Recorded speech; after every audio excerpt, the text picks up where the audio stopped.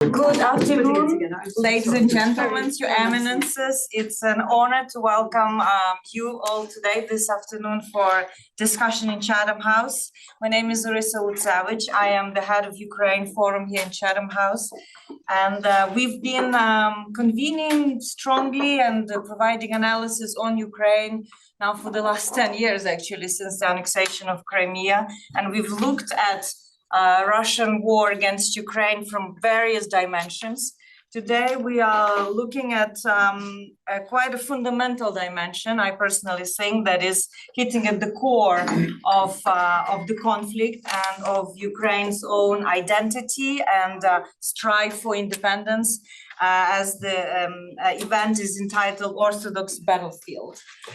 We are on the record. We are convening here in person, but also we have more than 118 people joining us via Zoom platform online from various cities around the world. And we will be discussing this contestation and what it means for Ukraine. I have a great panel with me, and I will introduce them as they will be speaking. That includes also today in the room with us quite a large delegation of Ukrainian religious leaders from various denominations, from the Orthodox Church to Pentecostal Church of Ukraine, to the Ukrainian Bible Society, to the Union of Jewish Religious Organizations and Roman Catholic Church, and our own here in London, Ukrainian Catholic Church, based in the UK. So as you can see, we have a variety of communities represented here, but also a scholar that has been working and writing extensively on the history of the Russian Orthodox Church. So without further ado, I would like to start with Metropolitan Zorya, who represents Ukrainian Orthodox Church, and ask him to lead us into this conversation about the significance of the Orthodox faith for Ukrainian identity and its nation-building project, and to explain perhaps the most recent developments that took place in Ukraine towards building an independent church, and why is Russia fundamentally in opposition to that? Metropolitan, over to you. Thank you so much for the invitation, and it's a great honor to be among so distinguished audience, as well to have communication through the media platforms. First of all, the essence of this conflict, of this war, not about territory, economy, even not about current political development. The fundamental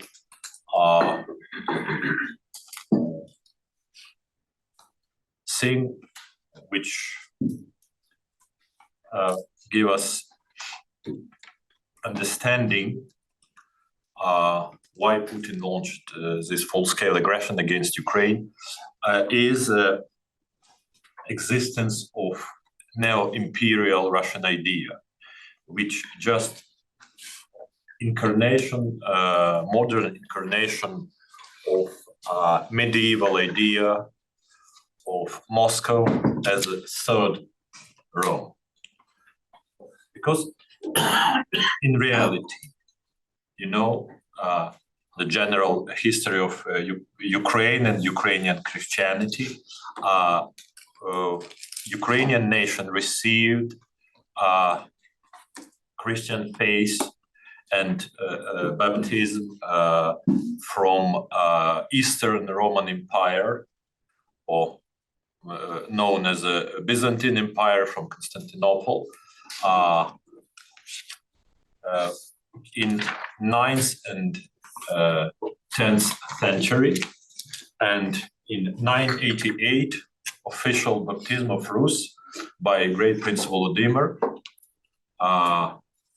started from Kyiv, and Kyiv at that time was not just political center, but a religious center for all this part of Europe, to the north, to the northeast, to that territories where later was created Muscovy Principality, current Russia. And from very beginning, Ukrainian statehood, tradition of Ukrainian society, have their roots from European Christian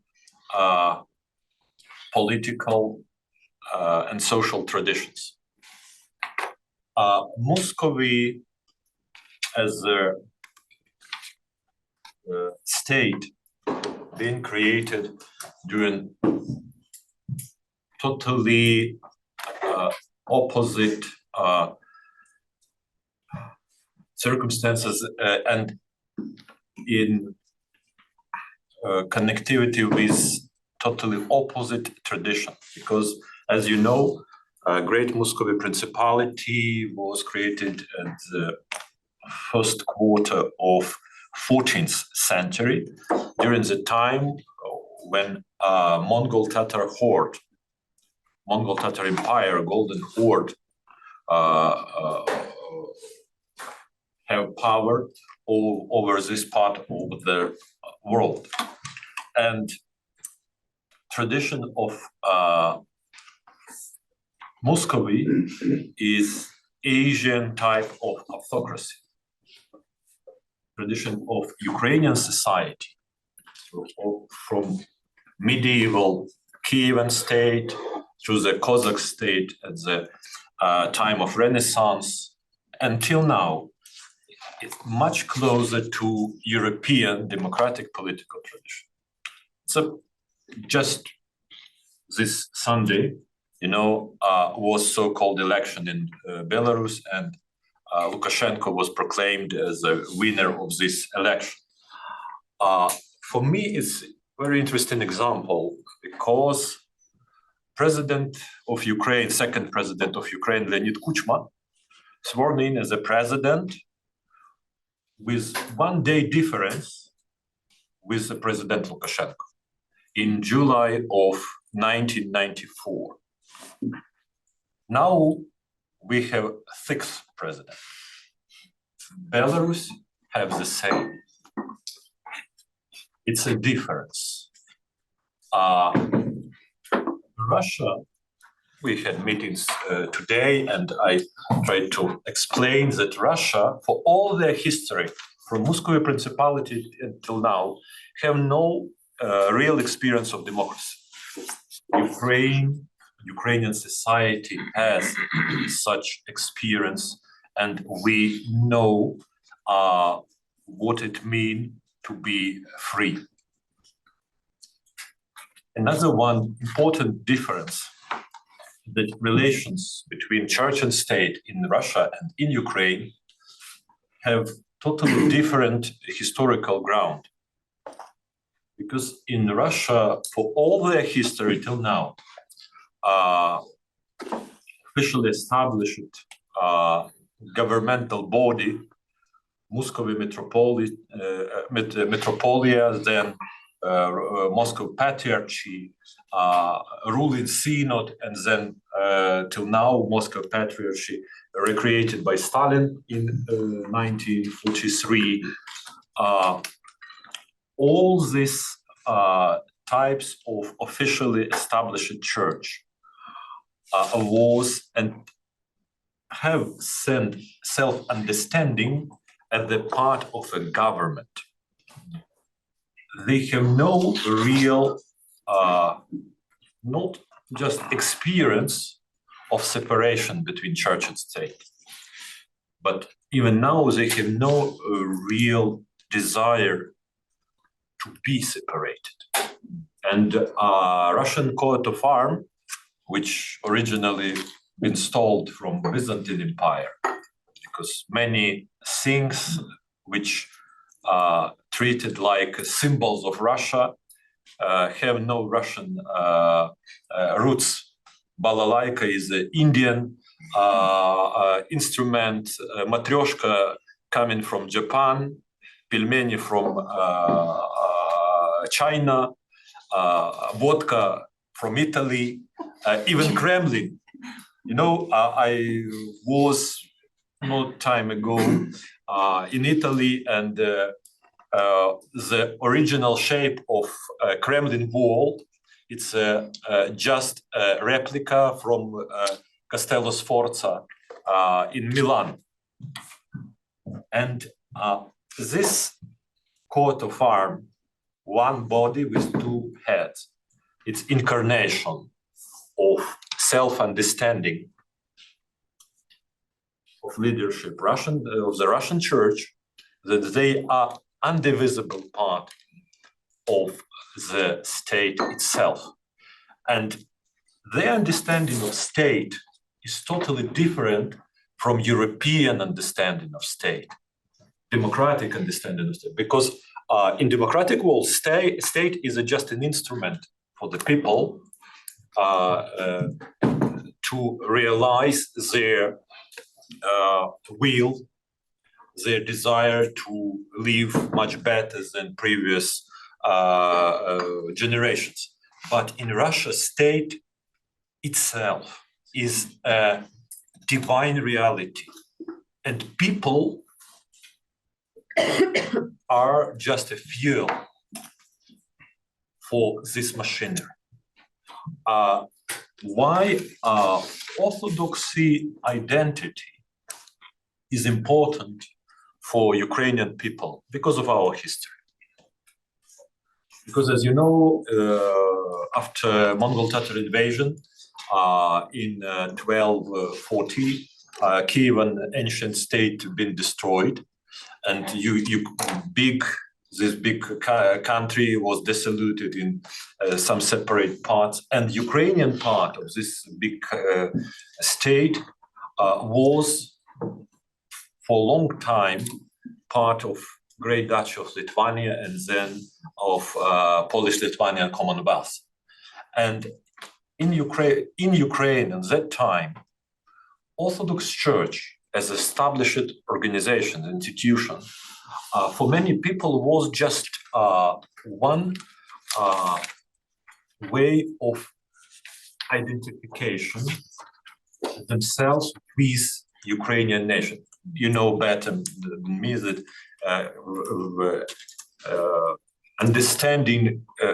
modern understanding of nations just created in 19th century.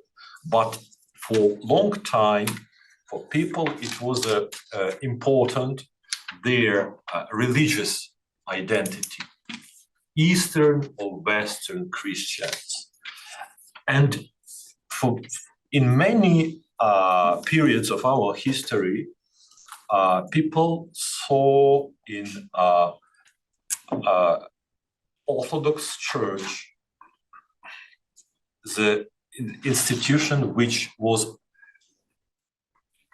most close to them, and specifically if we compare with the common European history, because in European history, church in many places was like a ruling institution, close to the state, and spiritual lords. In one hand, they was spiritual, but mostly they was more lords for people. In Ukrainian history, Ukrainian church have no political power, and people treat the church as people's church. And during the time of our struggle for independence in previous century, idea of Ukrainian independence, state independence, and church independence was like the same, because Russia used that fact that we both our nations share the same Orthodox teaching as a tool of imperial unification. And now you can see in many cases, and you have many proofs, that Russia used these common pages of our history as excuse of their invasion. We was the same country and we must be the same country. We was the same church and we must be the same church. Just 2 minutes to Yeah, sure. Another important thing from which I started, a Russian neo-imperial idea have cornerstone in imagination that Moscow is one real successor of a Roman heritage, because the essence of ideology of Russia, the Third Rome, and the ideology of Ruski Mir, Russian world, is that Rome, old Rome, fell down because of heresy. Second Rome, or New Rome, Constantinople, was conquered by Muslims. Moscow is the last Rome, last stronghold of true Christian civilization. All others are heretics or non-Christian. Only Moscow, only Russia, only Russian church is a true church and true Christian society. But in reality, without control over Kyiv, control over our history, our heritage, Russia have no direct links between Byzantine heritage and current Moscow statehood. Because in reality, they have their roots from Mongol Tatar court, but in modern world, it's not a thing to be proud for, that we are the part of the Mongol Tatar Empire, and they try to replace in their imperial ideology their real mother by Roman and Byzantine heritage. And Ukraine, and control over Ukraine, for them gives the proofs that they are real successors. And because of this, you remember well how long time Putin tried to explain to Tucker Carlson history, because he lived in this reality. He lived, and his team lived in this perverted world where Russia is a kingdom of heaven surrounded by devils. And Ukraine, for them, is a battlefield between modern crusaders and those who try to turn the civilization to the hell. And they treat Ukrainian identity as a betrayal of Russian identity. They treat to be independent Ukrainian Orthodox as a betrayal of God.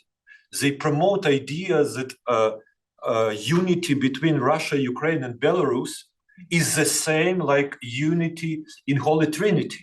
And how Holy Trinity is indivisible, these three countries not possible to divide. And who tried to do this? He is heretic. He is against divine reality. And last remark, and we as representatives of Ukrainian religious community, we understand our responsibility to unveil this ideology, to present reality, and to help stop weaponization of the church and religion, which Kremlin tried to use as one of many tools of the hybrid war. Thank you very much. Thank you very much. I think you made a perfect passage to Lucy, Ash, and thank you for explaining the roots of this ideology, because I think when we are in the modern day right now, lots of discussions are going about the negotiating and peace, and nobody wants more peace than Ukraine. Nobody wants more, to end for this war to end than Ukrainian people. And you serve those people. You see the suffering, but understanding these roots of this now imperial and very militant modern day Russia. It bears the question whether this is possible with these kind of people in the office, in the Kremlin, that they copied from Milano, as we know now. It's interesting that they copy and steal everything, but then reject it, where, Kirill himself portrays the Russian patriarch of the Russian Orthodox Church, portrays this as the war between Russia and the West. And Lucy, I'm really pleased she's able to join us here. She's the author of a very interesting book that I encourage you all to find, called The Baton and the Cross, Russian Church from Pagans to Putin, where she takes the long view, of course, as you can tell by the title. But maybe we'll go straight to the end of the book, the last chapters about the war, and how do you see the war on one hand is impacting Russian clergy itself, and what is happening with this fusion between Kremlin and the Russian Orthodox leadership? Is it getting stronger? Are there some fissures? And what does it tell you, perhaps, for the pathway to resolving this war? Right, well, thank you very much, Arisia. I'd like to pick up very quickly on what you said, Metropolitan University, because I think it's very hard sometimes for outsiders to understand the extent to which Putin's mindset has been conditioned by a 16th century monk, Philofey of Pskov, who came up with the Third Rome idea. He said, Rome has fallen, Byzantium has fallen, and Moscow's the Third Rome, and a fourth Rome there shall not be. So this kind of dogmatism is kind of very prevalent. I partly wrote the book because I understood why Putin wanted a spiritual underpinning for the war. That was clear enough, but I could not really understand why the leading spiritual authority in Russia, Patriarch Kirill, would throw holy water on soldiers going into battle, and why he would so vociferously support this aggressive attack on a neighboring country. And I realized that it's impossible to understand without looking back at history.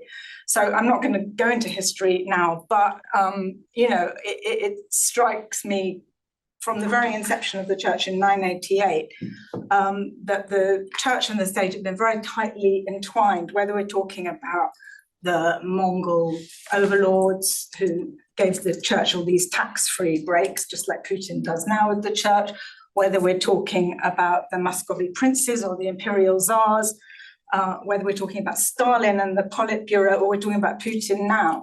There's this very close relationship. People in the Moscow Patriarchate would say that what they're doing is echoing the Byzantine concept of symphonia, where the state and the church exist very harmoniously together.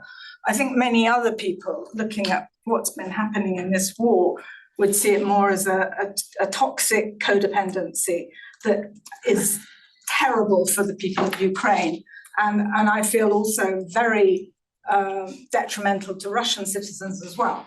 So I don't know if it's worth me sort of going over some of the things you said, but just in a little shopping list, there's the instrument of soft power in this imperial narrative that you mentioned, that 3 days into the war, Putin said Ukraine was an inalienable part of Russia's cultural and spiritual space.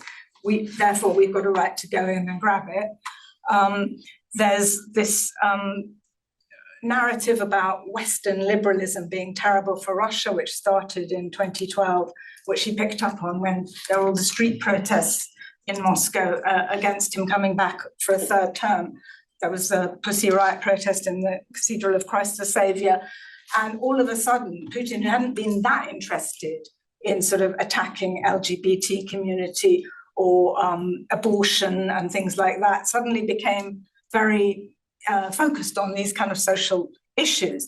And, then we hear Kirill talking about that the war had to be launched because Europe is obsessed with gay pride parades, like he said, on Forgiveness Sunday, which was, to me, very shocking, because that's the day when people kind of turn to each other and ask forgiveness for everything they've done wrong in the year. And instead it was a very different kind of rhetoric. There are the economic and social privileges that the church gets from being so close to the state. We talked about tax breaks, but it's also this religious hegemony that the Orthodox Church is always privileged, and the other Christian denominations and other religions are sidelined. And there's the church as a tool for international influence, which I've seen a little bit in a trip. I was fascinated by the fact that the Patriarch of Alexandria was being punished for recognizing Ukraine's right to have an autocephalous self-governing church. So what happened is that the Moscow Patriarch started sending priests into Africa and basically trying to take over parishes that had been under the Patriarch of Alexandria's control. And there's something like, international sanctions have had some impact on this, because some of these priests were getting money and sort of through Western Union and SWIFT, and these payments kind of got blocked. But quite a few priests that I spoke to in a very remote part of Western Kenya had been encouraged to join the Moscow Church, and they had got money for an Alexander Nevsky kindergarten, which I thought was quite weird. But on the other hand, as one of the priests there said to me, well, we need money and we don't care where it comes from. But I felt that there were sort of big companies involved in this. Like some of the priests' children were getting scholarships to go to study in seminary in St. Petersburg that was funded by Rosatom, Russia's nuclear energy authority. So I think that that's kind of something to really worry about. So, like, the Russian Orthodox Church is obviously not just a religious institution, and it has profound implications, both, geopolitically, for authoritarian control, and nationalism. And I think that, people have to be aware of that, and have to be aware of the way that various outposts of the Russian Orthodox Church in different parts of the world are maybe being used for intelligence gathering operations. We've seen that quite a lot recently in Scandinavia. I'm embarrassed. Yeah, well, maybe in a less obvious way. But I think you want me to talk a bit more about what's actually I've witnessed in Ukraine. Right, Yeah. So obviously, there's been this great move towards spiritual sovereignty in Ukraine, alongside political independence. And, I think it's really important to understand that although for President Putin, it was a big slap in the face when Ukraine got its own self-governing church, because it went against his vision of Ruski Mir, it was also very bad news for Patriarch Kirill. He sort of had, like we would say, a dog in the fight, because before he became Patriarch, and when he was leading the Moscow Patriarch's Department of External Church Relations, one of his biggest battles, one of the things he really strived to do was to stop Ukraine from having its own church, to stay under Moscow like it had been for the last 300 years. So I think basically I see religion becoming a symbol of resistance.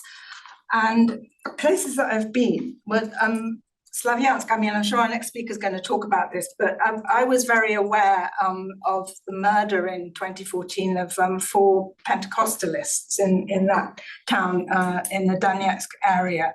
And there was talk about this Russian Orthodox army that had come and killed them.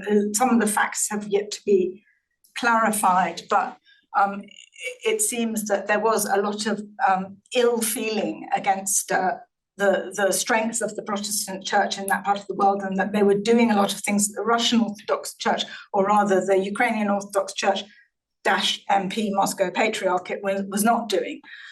And then I made a film in 2017 about a Protestant pastor, Oleg Tkachenko, who ran a bakery on the front line in Marinka, which has now sort of been completely leveled, unfortunately.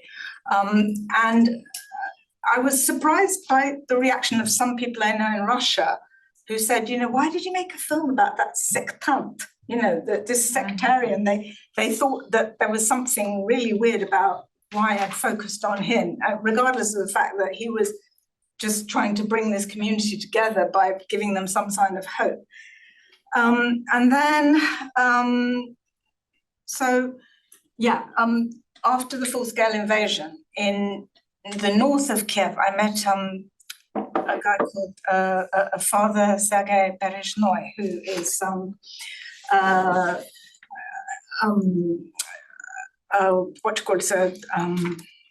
chaplain. Sorry, I'm thinking capellan, chaplain.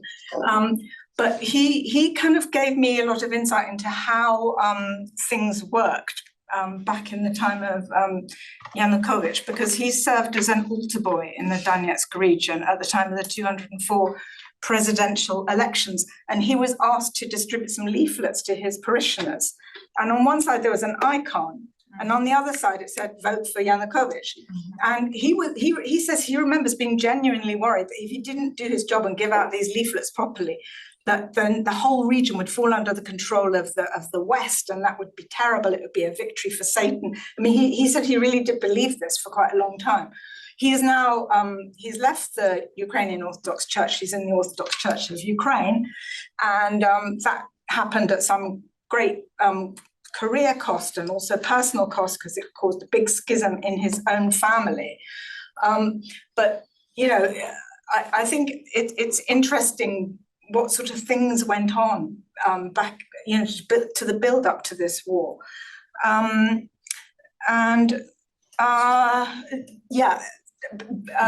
Just to talk about why people are leaving the Ukrainian Orthodox Church, which was linked to Moscow. I know that in June 2022, they said that they were independent, but legally that hasn't yet really been kind of established. It's mainly at the level of rhetoric. I wanted to understand some example, and I met outside Kyiv, I met Father Bobrik in Bobrik, in the village of Bobrik. I met a priest who had been forced to let Russian gunmen into his bell tower, and they were using it as a sort of emplacement for snipers. And after that, and after sort of the bodies of some men in a neighboring village were found in a basement with bullet wounds and their hands tied behind their back, no one in that area really wanted to have anything more to do with a church that, in their opinion, was under Moscow. So I think that pattern's been repeated quite a lot across Ukraine. You know, whether we're talking about people that have been murdered, parishioners, priests, or whether we're talking about buildings that have been reduced to rubble, you know, church buildings. So, and just lastly, I want to talk about the place that intrigued me the most, which is the Lavra Svyatykhovsk, near the front line, which I went to in the summer of 2023.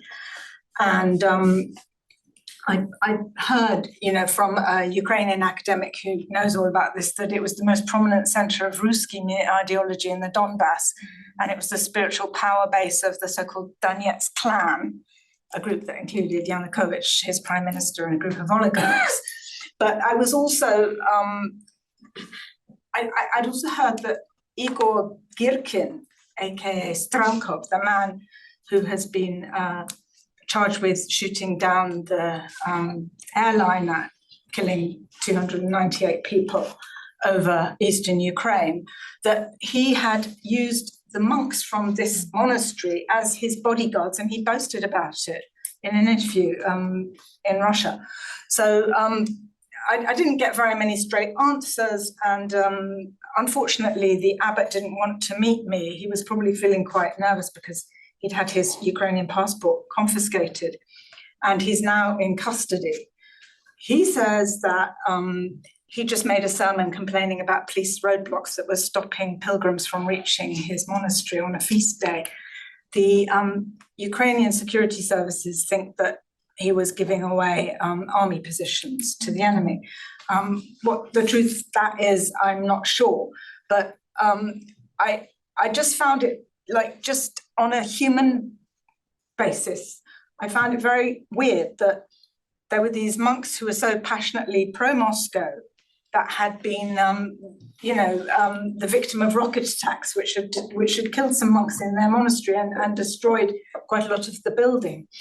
And I just wanted to try and understand his mindset. And, I think it's quite a hard thing to understand. I'm not sure that I'm that much closer to it, but I feel, that it was important to go there. Thank you, and thank you for giving these personal stories, because it's through them we, I think, better understand these big trends of history that Metropolitan was talking about, and of course it's been striking for many in I think not just in Ukraine and beyond, how little the senior leadership of the Russian Orthodox Church spoke actually against the war or involved in any kind of diplomacy, but actually took on the Kremlin's narratives about this, that it's the West that is actually, as they say, makes brotherly people enemies, and they keep on insisting on this unity, or that the way they see is important for them. So Ukraine, of course, is taking action, and to be honest, the action has quite a lot of support in Ukrainian society about actually banning religious organizations that are related to aggressor state. Russia is an aggressor state, and such bill has passed in the parliament in the 20th of August of last year. I've looked at some public opinion polling, and 63% of Ukrainians across Ukraine support this kind of ban because of stories like Lucy told, where they have seen the church actually not serving the God, but serving the aggressor.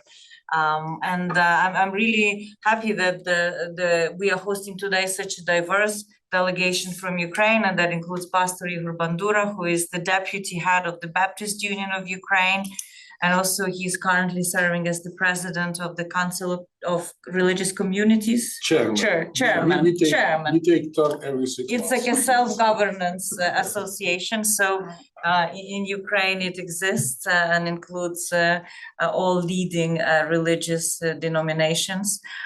So Pastor Igor, over to you. Dear colleagues, friends, and esteemed distinguished members of Chatham House, it's a big honor for us to be with you, and it's an honor for me personally to speak to you today. What is the true state of religious freedom in Ukraine today? I would like to highlight that despite the unprecedented challenges posed by the war, Ukraine remains a nation committed to the religion freedom. Over the past 3 decades, Ukraine has undergone a profound transformation from a Soviet system that suppressed religious expression to democracy that upholds and protects religious liberties.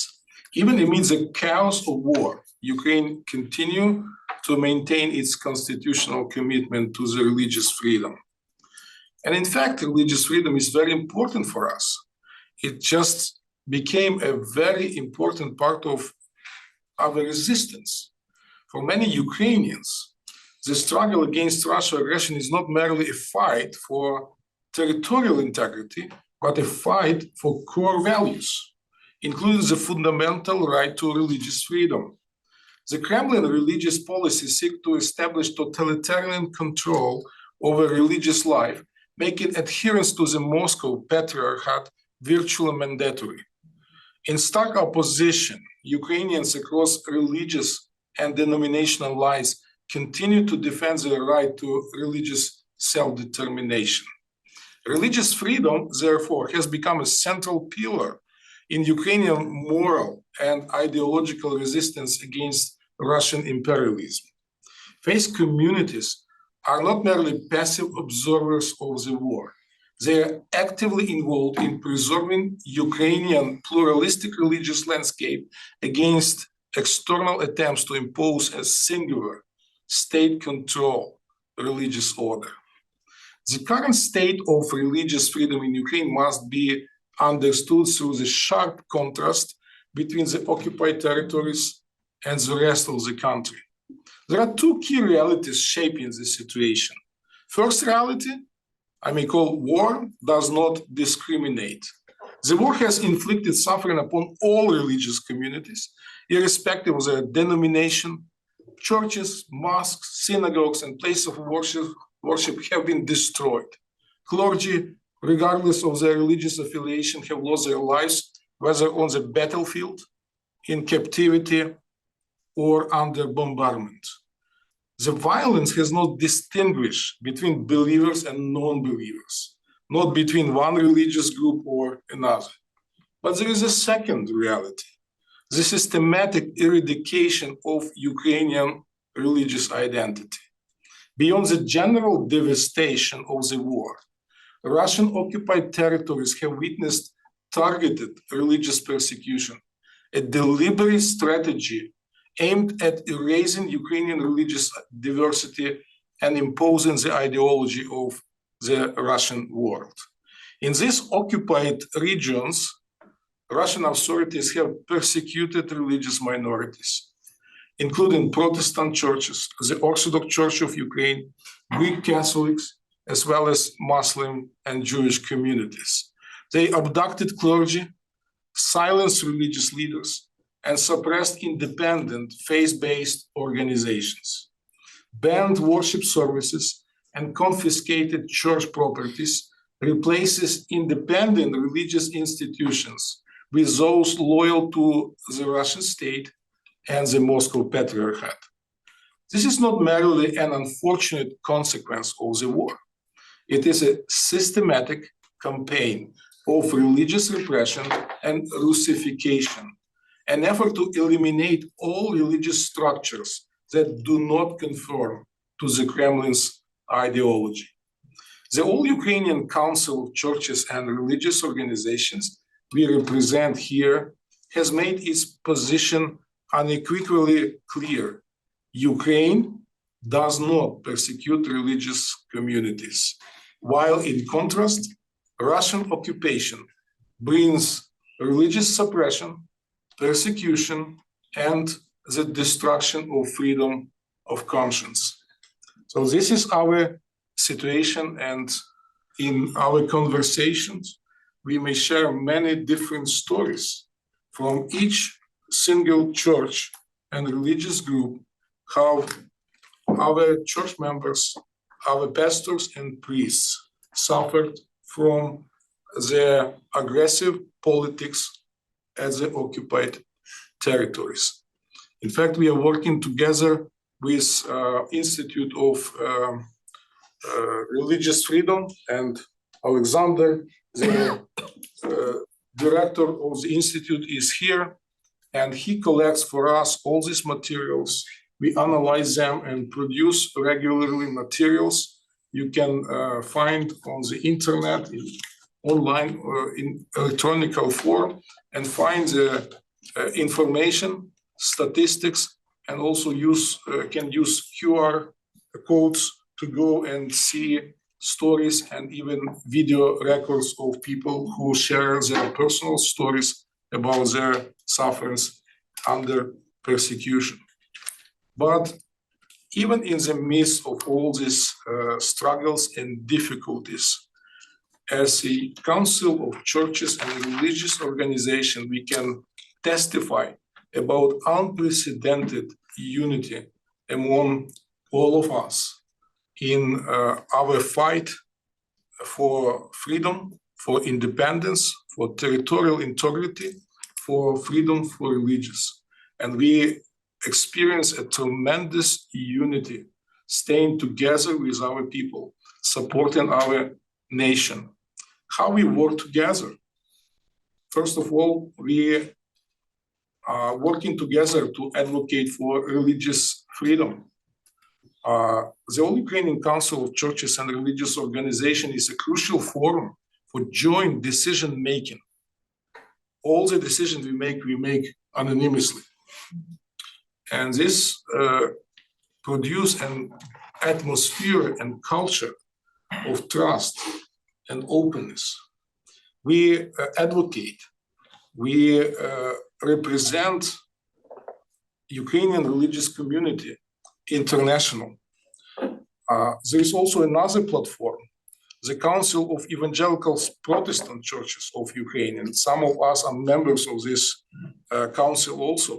This platform unites Ukrainian evangelical Protestant communities, and I already mentioned the Institute for Religious Freedom, a key institution providing legal expertise and international advocacy for religious rights. Religious communities transcending denominational divides have united to evacuate civilians from conflict zones, provide humanitarian aid, shelter, and medical assistance to displaced persons, offer psychological and spiritual support for those who are affected by the war. An interesting fact, if you would ask a simple question in Ukraine, who is affected by the war? The answer is everybody. Everybody is affected by the war. Military chaplains from diverse religious backgrounds serve alongside Ukrainian soldiers, offering spiritual guidance, moral support, and counsel on the front lines. Ukrainian religious leaders are actively engaging with the United Nations, the Organization for Security and Cooperation in Europe, the European Parliament, different institutions in the United States and the countries of the global South. Our goal is very simple. We would like to draw global attention to religious persecution occurring in Russian-occupied territories and to mobilize international support for religious freedom in Ukraine. I may tell you, and together as a delegation, this is our message. Praise God, Ukraine remains a beacon of religious freedom even in time of war. However, in order to uphold and protect these freedoms, we need strong international support in at least 3 key areas. First, pressure on Russia to end religious persecution in occupied territories. Second, assistance in strengthening Ukrainian legal framework to protect religious freedom during wartime. And third, support for interfaith initiatives that provide tangible assistance to those in need. Religious freedom is not a mere privilege. It is a fundamental human right, a cornerstone of human dignity, and a principle that must be defended at all costs. And we are here to say, let's continue this important work together. Thank you. Thank you very much, Pastor Igor. I think you put it so well, and it kind of loops back to what Metropolitan Evstrati was saying about the rights and the space where Ukraine developed in a cultural and historical tradition of European rights-based system, where rights of gentry, rights of religion, and rights of at that time nobility mainly was an issue, whereas on the other side of the divide, rights were not something that were neither, the strife for the rights was never a driver for Russian historical tradition. You said they never had experience with democracy, but I think Ukraine is very much driven by rights, human rights, religious rights, economic rights, rights to define its future in the alliances, be it NATO, European Union. All of this is a question of freedom and rights. I may remind you that our last revolution was a revolution of dignity. Exactly. That's a very good reminder. So yes, just to reiterate that Alexander Zayats from the Institute for Religious Freedom is also here with us, if he would like to join us in the discussion, but you can find a lot of materials online. And also I'd like to flag in the recent report by one of the oldest Ukrainian think tanks, Razumkov Center, has just published this week quite an extensive booklet. It's almost a book called Ukrainian Society, State and Church in War Situation Update that has a lot of public opinion polling about religious practices, about how Ukrainians see relations between the state and how actually much they trust the state. And it's not just at times of war, because you would imagine people come more for the comfort to the church at times of war, but the church remains a consistent voice on Ukrainian society on many issues, actually from reforms to anti-corruption. I remember we had these discussions before. So I'd like to stop here and invite you all to ask questions to our speakers. If you have it directly addressed to somebody, make my job easier. Also, our audience is online. We still have over 100 participants with us, which is great. Please send your questions in the Q&A box in Zoom, and I'll be picking up some of them, rotating. But let's start first with the audience in the room. I've seen, yes, please. Just introduce yourself. Yeah, I'm Felix Corley from Forum 18 News Service. We cover religious freedom issues for people of all faiths and none. We've covered a lot, obviously, on the things that are happening in occupied Ukraine. At this very moment, we should think of Father Konstantin Maximov, who is in prison in Simferopol, and he's got a 14-year sentence. He lost his appeal. He's accused of spying. He was a priest in Tokmak, but he was not from a minority community. He was a priest of the Ukrainian Orthodox Church, and that is a community that unfortunately doesn't seem to be represented here today. He opposed the transfer of his diocese from the Ukrainian Orthodox Church directly under the control of the Moscow Patriarchate. Mm-hmm. And he's expecting to be shipped off to a Russian labor camp in Russia itself, which obviously is a violation of international human rights norms, where in occupied territory, people should be, if they're going to be held in prison, they should be held locally and not shipped off to some other place. And we've covered all the range of Russian controls on bans on Jehovah's Witnesses and other communities, seizures of churches, the two Greek Catholic priests, Father Heleta and the other, who were held and just been released not so long ago. They're held without trial. In terms of government-held Ukraine, which we also cover, you spoke about religious freedom being a pillar of the country and society. Well, there are two main issues that we've been looking at, and one of them are the legislative moves against the Ukrainian Orthodox Church. I know at a time of war, it's a difficult issue to cover, but it's the biggest single religious community in Ukraine, and for the government to take action against the whole lot, the whole church, is clearly out of proportion. If there are people in it who've done something wrong, then there's nothing wrong with taking them to court and prosecuting them. But trying to ban one whole religious community, I know in a time of war, when you've got your aggressive neighbor holding 20% of your territory, but that's something that I think, given that, I mean, it's not just a case of numbers, but it's a serious issue that I think needs to be dealt with. The second issue then is about people who cannot serve in the military on grounds of conscience. There's a whole load who are now being grabbed up and being maltreated in military conscription offices, beaten, left without food, kept in either on military bases against their will for even weeks or months at a time, or in bunkers somewhere.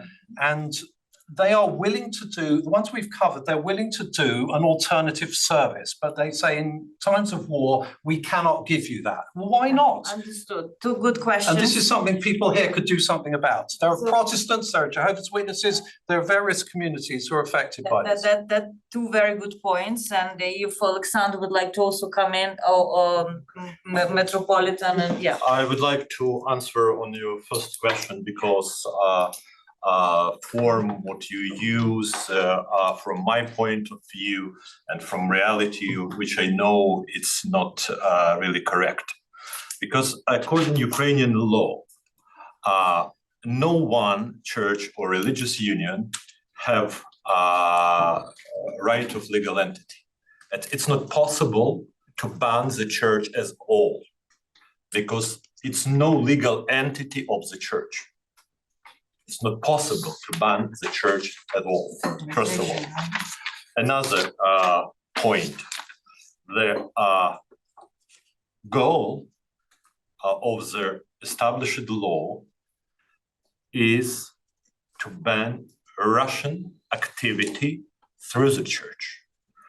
As been mentioned before, your jurisdiction of Moscow Patriarchate in Ukraine at the end of May 2022 publicly declared that they are independent. And what the law want from them is just to fulfill what they proclaim now more than 2.5 years in documents, to provide their evidences of that facts which they proclaim publicly. Is it persecution to ask if you told that you are citizen of Ukraine and somebody asks you, please give me a passport ID that you are citizen? I feel myself as a citizen, but I give you no IDs because it's a persecution.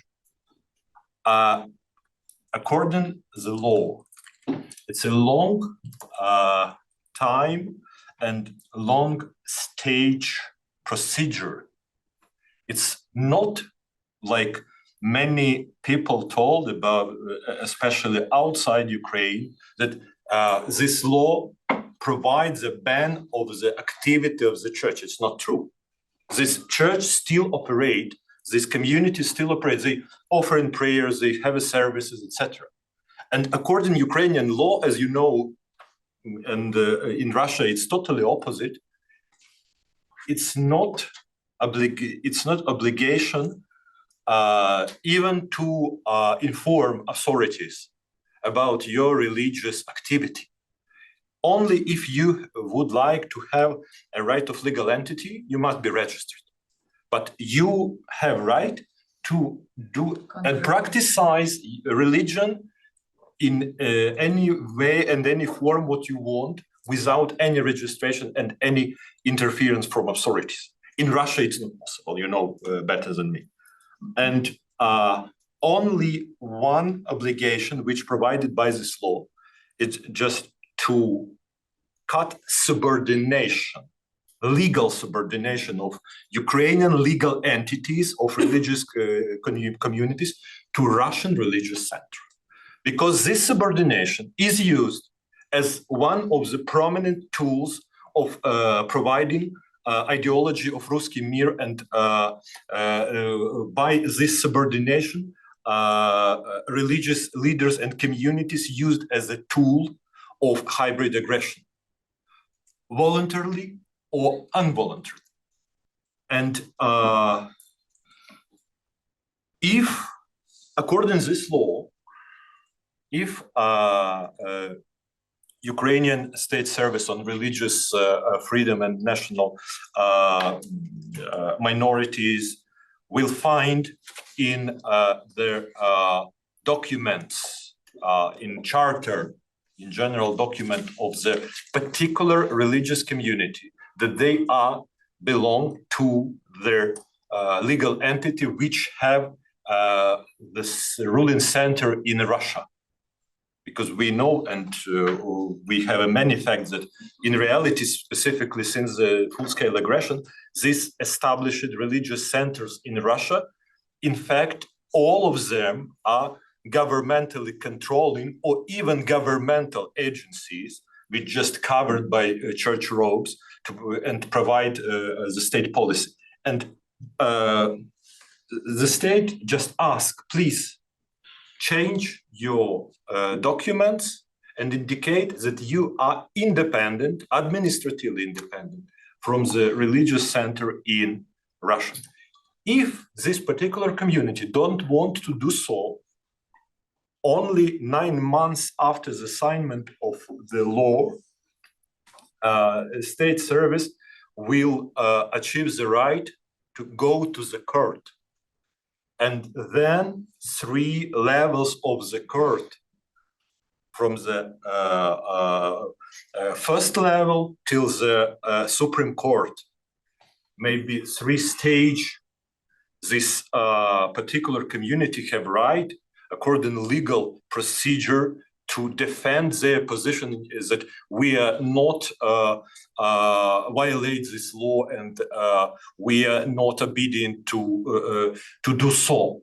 And only after this long-term and long-stage procedure, which reflects all democratic standards, maybe the Supreme Court will decide that this particular community must be legally dissoluted, but these people have the right to create at the same day the same community, not under the jurisdiction of a Russian religious center. And last one fact that, you know, that in Catholic tradition, it's not possible to be a part of Catholic Church without communion and without recognition of the supreme role of the Pope of Rome. In Orthodox tradition, we have no such person or such institution which obligate us to be subordinated. And to be subordinated to Moscow Patriarchy is not a violation of Orthodox tradition or Orthodox dogmas. But from the point of ideology of Ruski Mir, yes, if you leave the Russian Orthodox Church, you leave the true Church of God and goes to the schism and goes to the hell. And I think it's so important, especially far from Ukraine and from Ukrainian reality, to understand that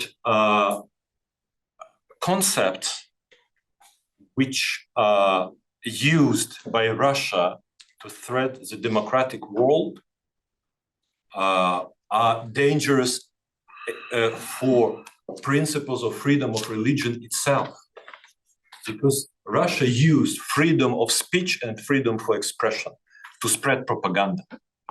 And when Russia Today was prohibited in United Kingdom, they still goes to court and told that England or Great Britain violates principles of freedom of speech.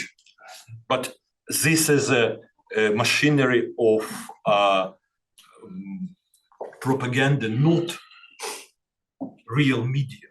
Moscow Patriarchy, not Russian Orthodox Church's community of believers, but Moscow Patriarchy, with leadership of Patriarch Gundyaev, it's a state agency wearing in church robes, and they are main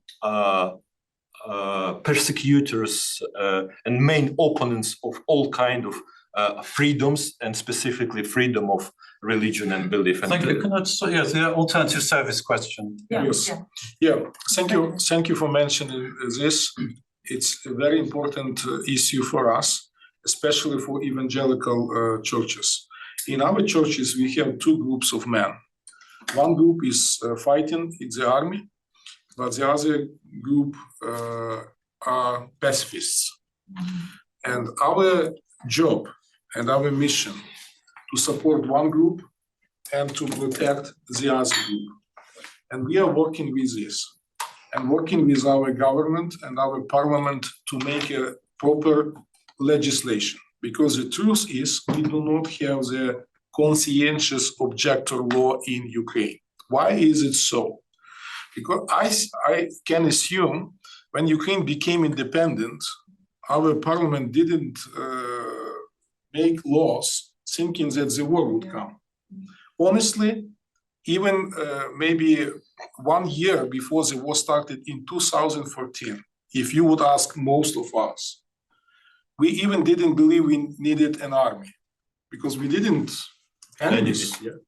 Why we should spend our budgets to support the army if we don't have enemies around us? That was our mentality.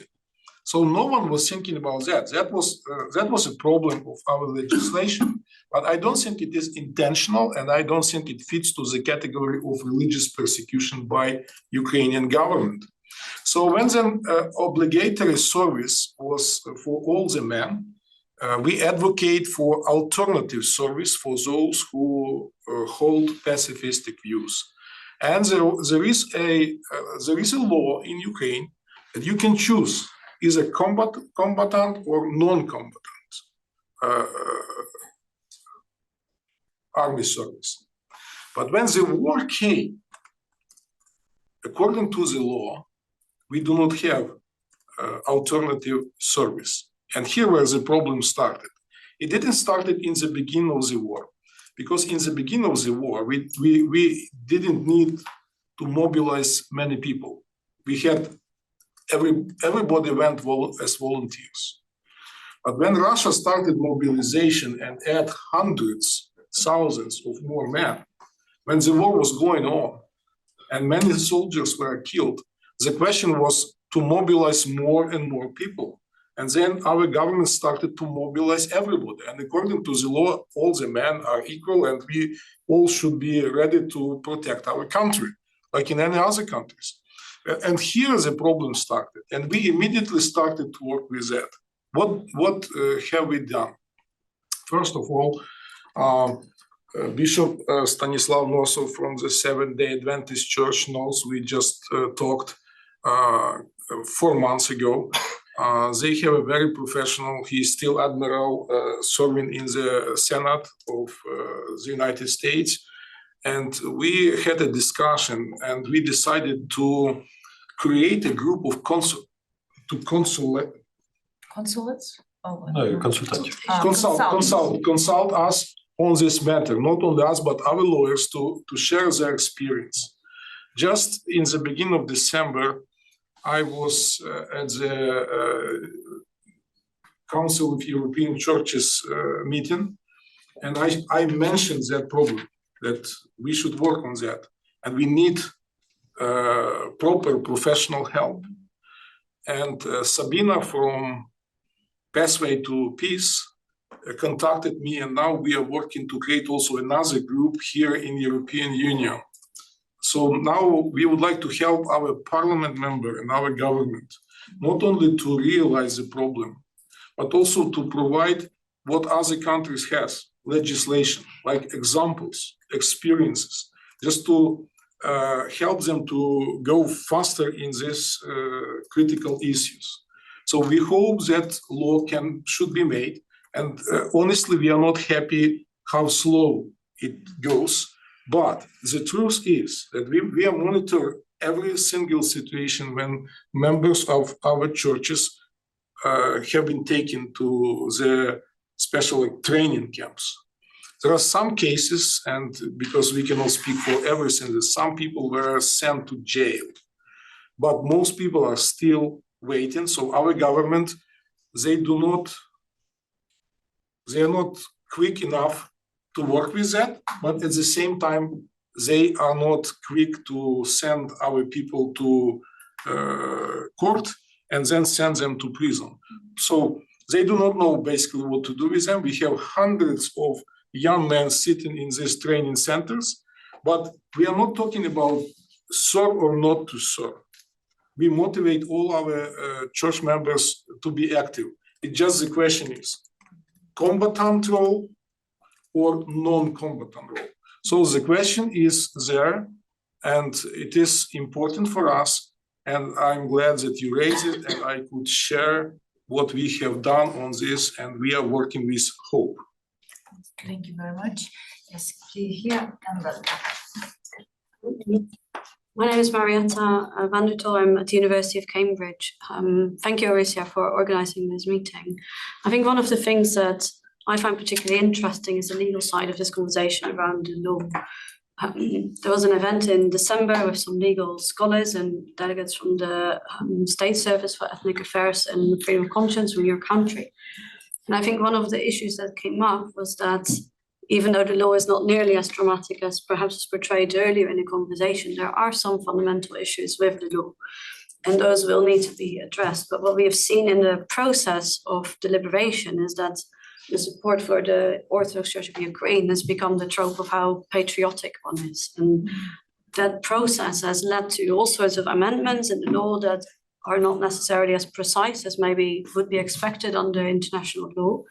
And my question is this, to you, Metropolitan Yastrati, is what is the perspective of the Orthodox Church of Ukraine on this?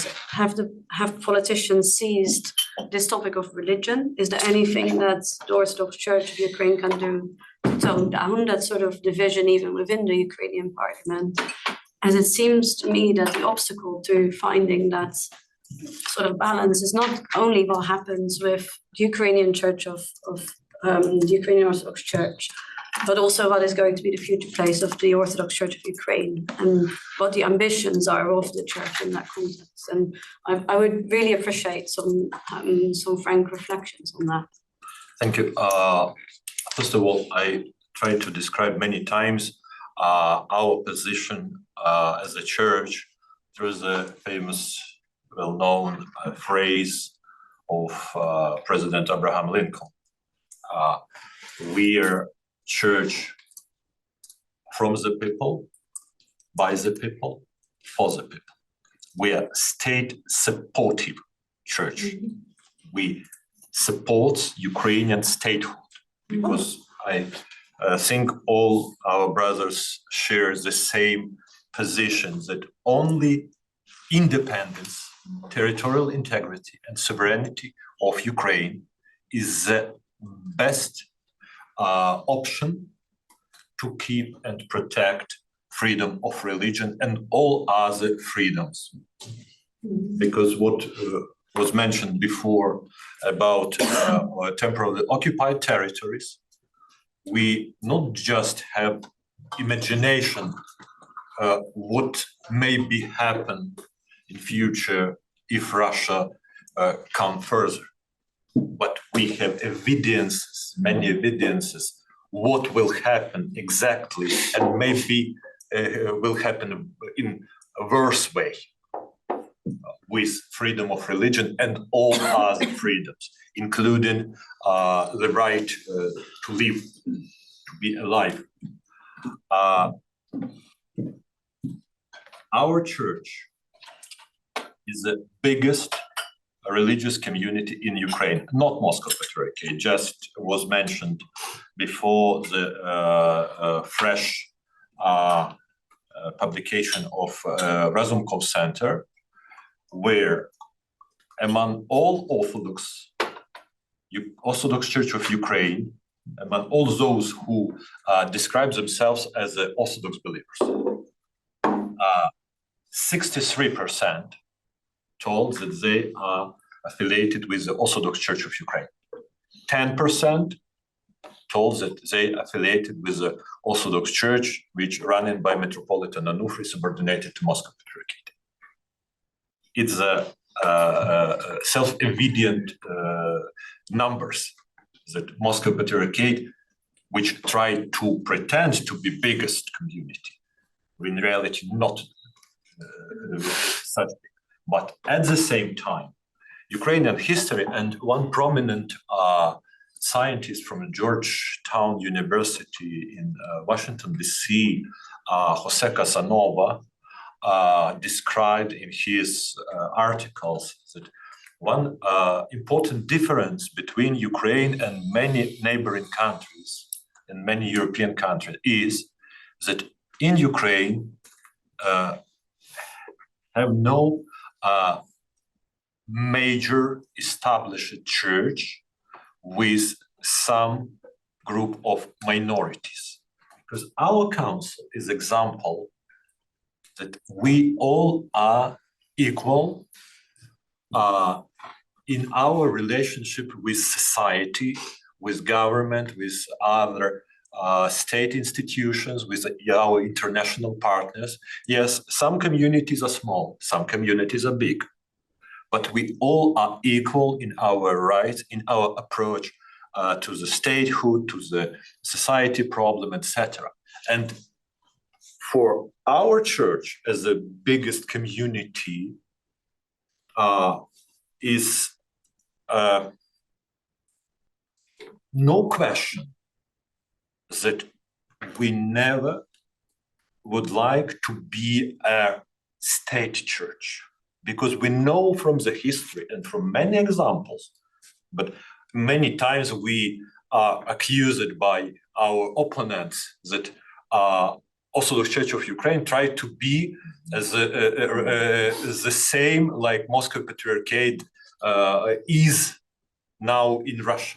But what I told about difference between Ukraine and Russia, about Ukrainian society and Russian society, we as a church have much more than state church, because we are people's church. Powers change, political parties change. People, nation, not change.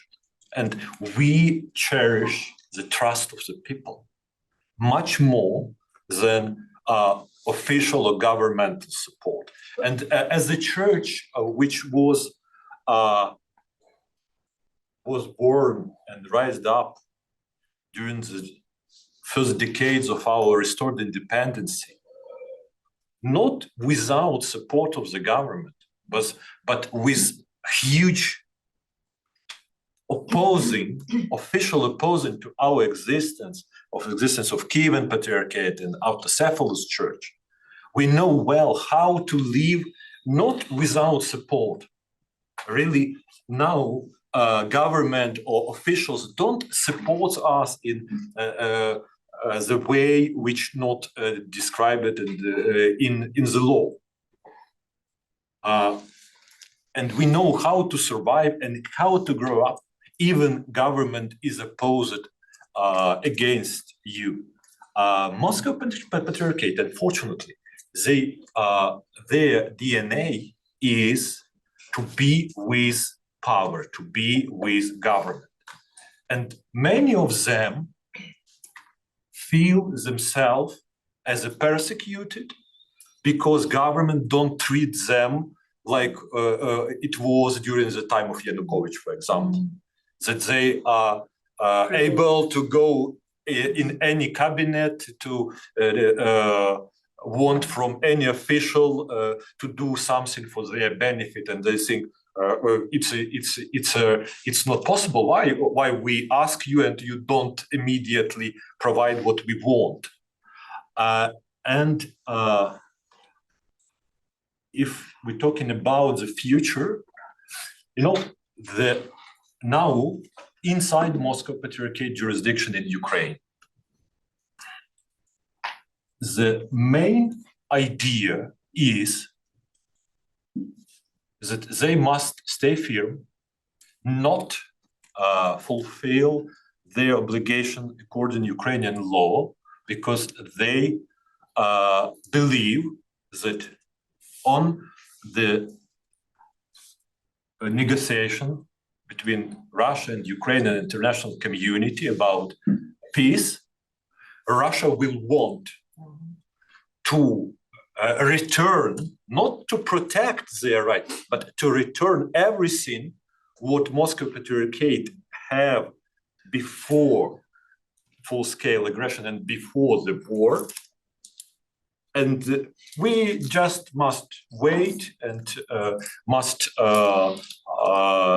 keep our unity with Russian Orthodox Church, because they are only one who protect us. Well, that's the clergy, but can I just ask you something about the ordinary believer? Because it is an extraordinarily painful time with this fracture in the Orthodox community in Ukraine. And I mean, I've met some people who've been detailing the destruction of churches, but they say to me they're not with your church, they're still with the Ukrainian Orthodox Church, formerly linked to Moscow, because they prefer services in Church Slavonic, they know the priests that they know, they brought up in that tradition. It doesn't mean that they're necessarily commemorating Patriarch Kirill in the liturgy. And I mean, I'll tell you about going to on a pilgrimage. I went at the weekend. I met a woman who'd spent like 3 weeks with her daughter in the cellar in Bucha when the Russian troops were there committing all these horrible war crimes. And I asked her, like, why are you still with this church that venerates Patriarch Kirill, who's been basically inciting a genocide against Ukrainians? And she said, because I don't want to be uncanonical. I won't go to heaven if I follow this church. So my question to you is like, what can you do to sort of reassure those people and bring them into the fold, sort of persuade them that your church can embrace them?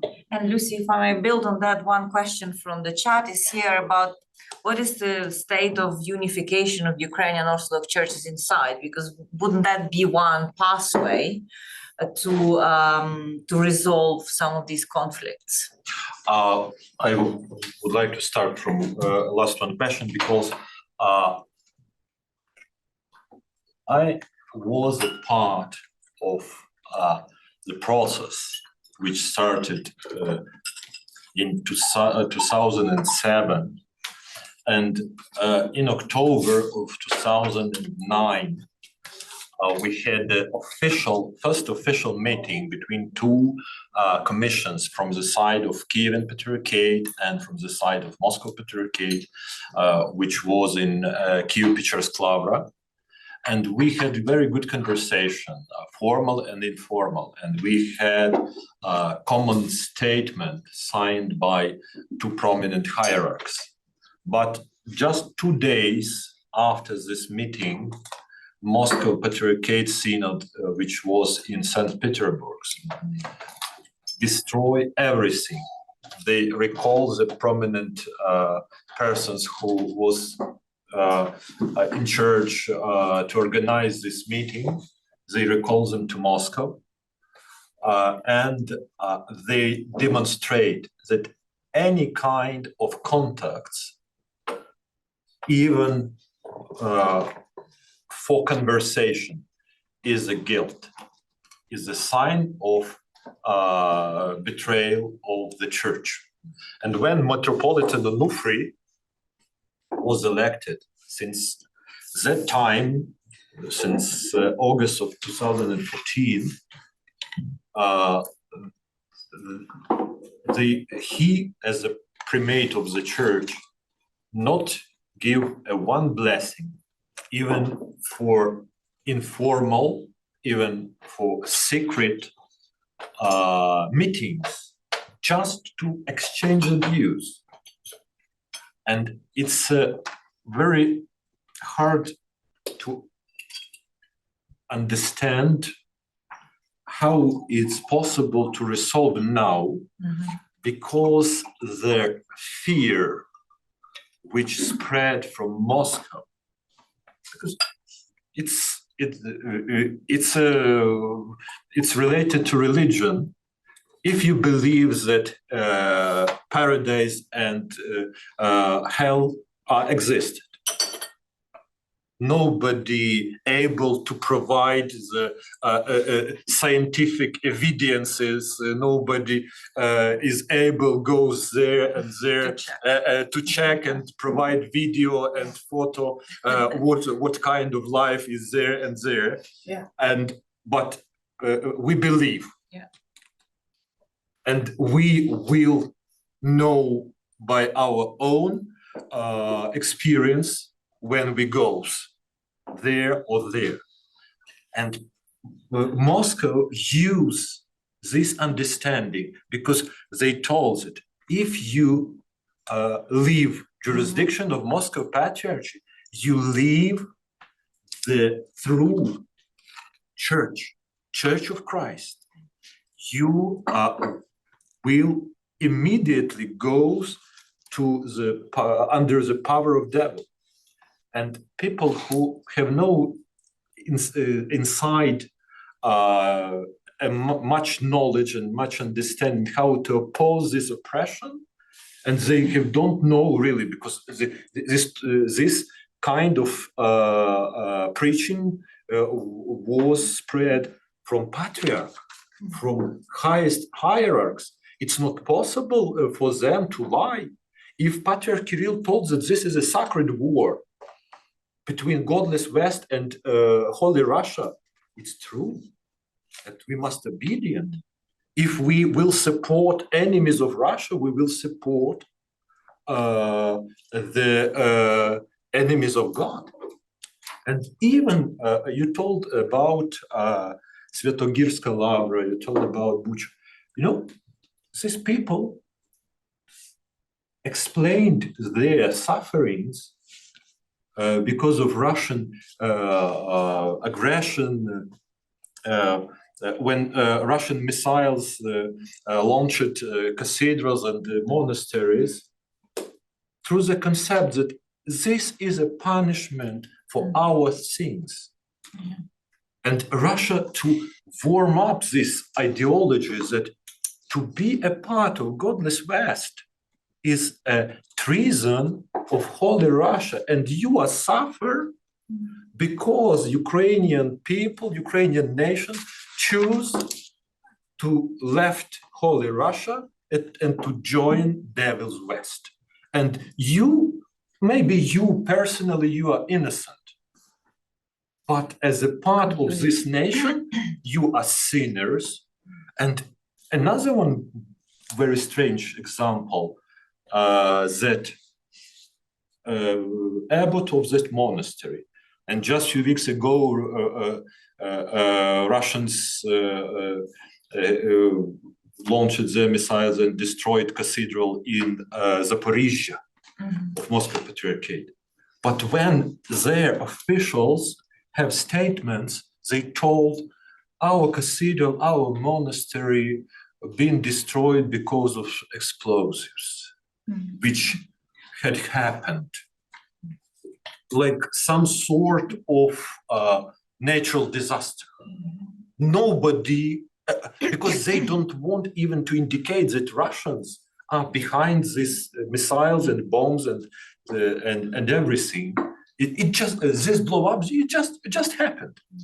And you know, it's remind me two phenomena. It's a so-called Stockholm syndrome, and a problem with which faced many victims of domestic violence. When they think, yes, my husband beat me, but it's a form of love. Or I deserve it, or it's a form of love. And it's more or less the same. And this law, which was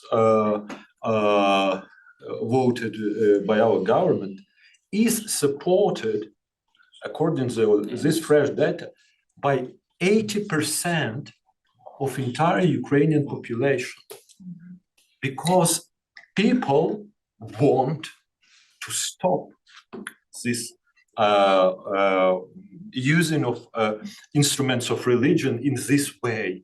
And I believe, I will return to my very first point, when Russia will be totally banned from interference of internal Ukrainian religious issues, we will able, as Ukrainian community, to manage all our problems inside, like we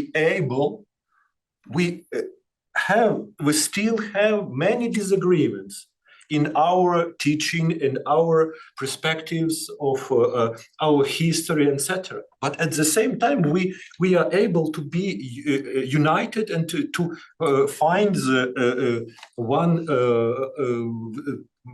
voice and to speak from the unified religious community to the state, to the people, etc.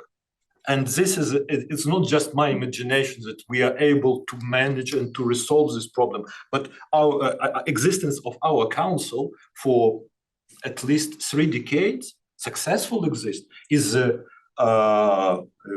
good proof that inside Ukraine, if we prevent Russia from interference of Ukrainian religious issues, we very soon will be able to manage and to resolve this problem.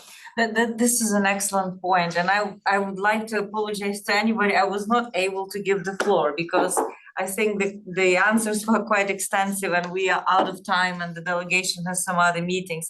But Metropolitan, you brought in this question of sovereignty.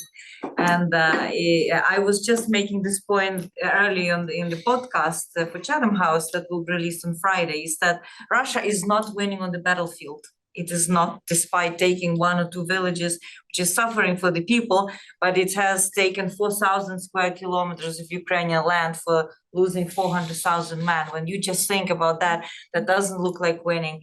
And Ukraine is making its position clear. It will not compromise its sovereignty, neither in foreign policy, in economy, nor in religion or church affairs under Russian pressure.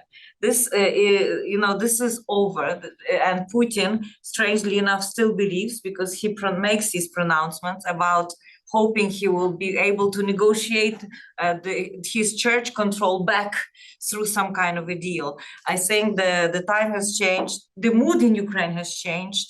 The level of suffering has, awakened people to many different realizations, I think. And to be honest, the leadership of various church communities, the way we see it, through charity, through assistance, to, like Pastor Ihor described, people feel where the help is coming from. And I would like to thank you all, Lucy, Metropolitan Administrative, Pastor Ihor, and all the delegation for coming here, for you, for coming and joining this conversation. We promise to keep you informed about what's happening in Ukraine on various battlefields, and we hope the war will be over soon, so we can have more positive discussions about how Ukraine can prosper and develop. Thanks to all of you, and thank you very much. Thank Can you. you give us just one moment? Yeah. Right, of course. We would like, on behalf of our delegation, we would like to present you this nice piece of art. It is made on the wood.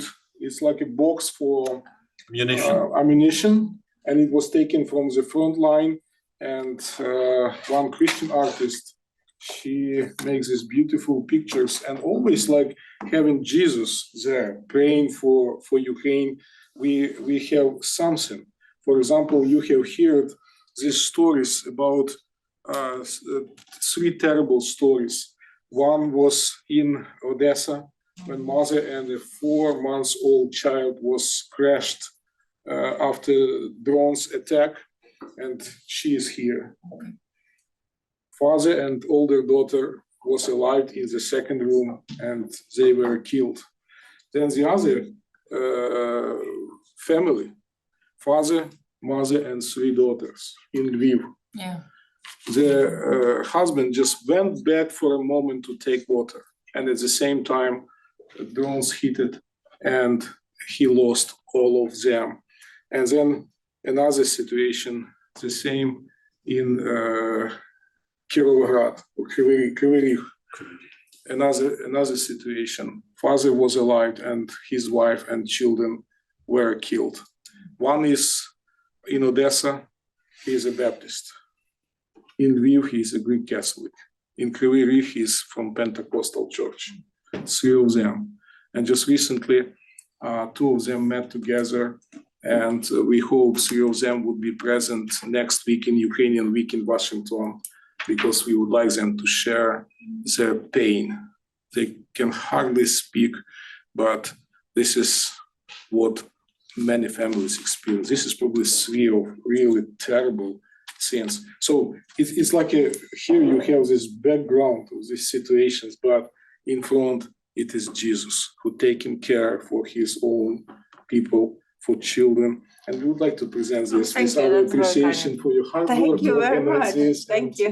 Thank you for coming. May Thank God you bless so much. you, and Thank may you. Jesus' prayer will be for you and for all of us. And this is the box for this. And here, there is, in this little box, there is real pictures of what is presented there. Photographs. So, with our great Thank appreciation. you very much. And thank you again for your time and your commitment to religious freedom and your practical love to Ukraine.